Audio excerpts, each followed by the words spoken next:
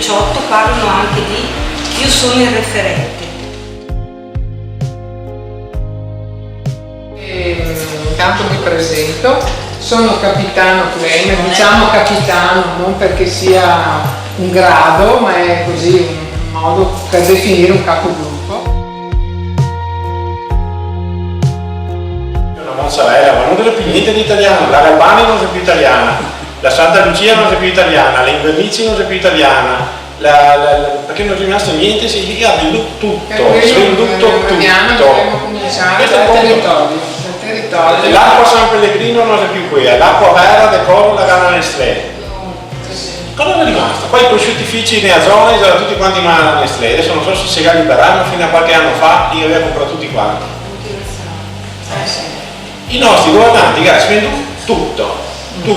La Santa Lucia, per esempio, fa tanta pubblicità, è francese e non si sa da dove arriva il latte perché costa poco, non si sa da dove arriva il latte, è rimasto il marchio, quindi lo mai puoi chiudere qua, andare a fare a mozzarella, non so, adesso gli fa perfino le lettonie, e porta in Italia per marco Santa Lucia di Tamagna, pensi sia mozzarella italiana, che se non si sa da dove viene, perché ripartire proprio dai nostri coltivatori diretti, promuovere loro, aiutarli andando a spendere il latte delle nostre mucche, i formaggi fatti qua.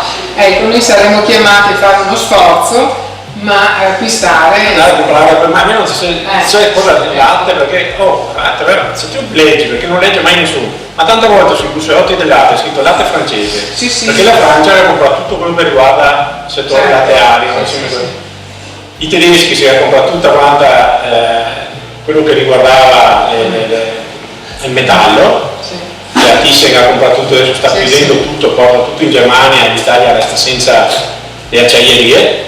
Noi altri siamo stati espropriati di tutto. Leggo questo tema datomi da Andrea Cimenti, che è dietro la telecamera.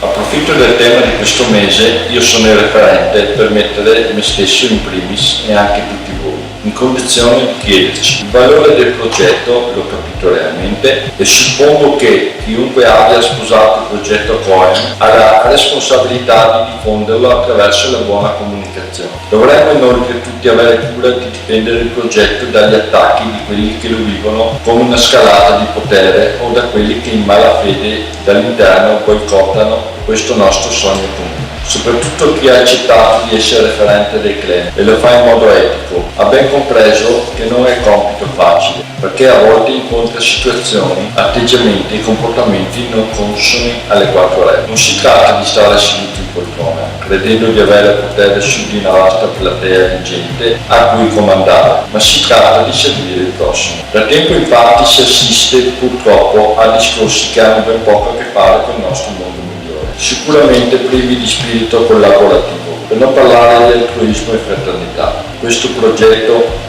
mette al centro il valore di ognuno e questo valore deve essere al servizio della comunità ed è esempio da imitare con un comportamento rispettoso, orientato alla risoluzione dei conflitti, contribuendo così alla conoscenza e alla diffusione del progetto stesso. Come ci ricorda spesso il nostro primo capitano Maurizio, seguire questo sogno richiede amore e fiducia e tutti noi ci siamo presi l'onere e la responsabilità di farcene portavoce. Dobbiamo parlare con etica e cuore delle persone. Siamo infatti tutti volontari che hanno scelto di impiegare parte del proprio tempo e talento per contribuire con il nostro valore al progetto di portata epocale. Il lavoro di ciascuno di noi è di tale importanza perché quello che seminiamo sarà quello che raccoglieremo nel mondo migliore che desideriamo e che sta per realizzarsi in tutte le sue potenzialità.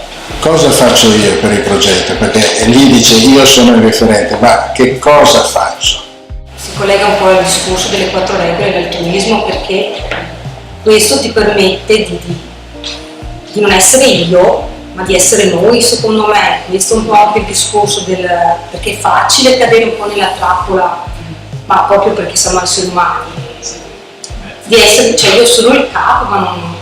Quindi è un po' un discorso proprio di altruismo, io mi metto a disposizione e quindi che siamo tutti allo stesso livello, è un po' un discorso che si è un po' tutto collegato come discorso, secondo me. è un po' un monito per tutti noi, che non è che dobbiamo sentirci migliori perché siamo referenti comunali, provinciali, capitali, chissà cosa, perché siamo tutti uguali e chi più su va più deve servire.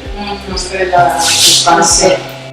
Portare a conoscenza quello che facciamo nei salotti. Quello che facciamo nei salotti, eccetera, ma anche portare a conoscenza quello che ci viene detto anche dagli altri referenti, quindi ci siamo messi in gioco, almeno per quanto mi riguarda, in questo senso, ma non tanto perché la nomina di capitano volesse dire adesso non costa niente, per tutte le robe che le fai con cuore, perché ci credi, non ti costano niente. Infatti le fai.